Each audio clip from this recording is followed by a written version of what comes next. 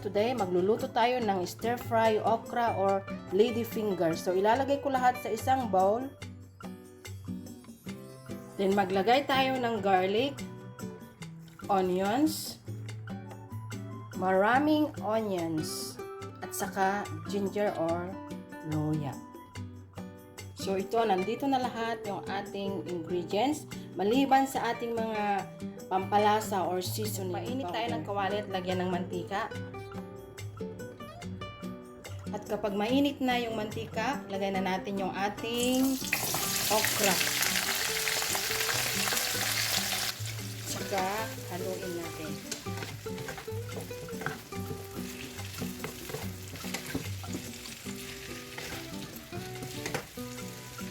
Katapos mahalo, takpan natin at steam natin siya.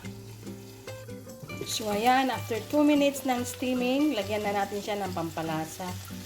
Mag-add tayo ng asin, black pepper powder, seasoning powder, at chili flakes. Saka natin halu-haluin.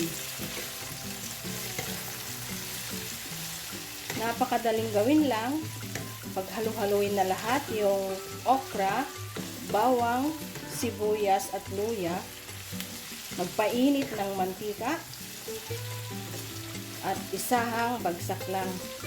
Ganito ang tamang pag-stir fry ng okra.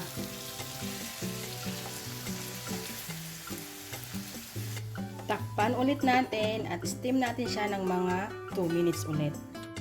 After 2 minutes, luto na ang ating stir fry lady finger or okra. At ngayon, ready na for plating.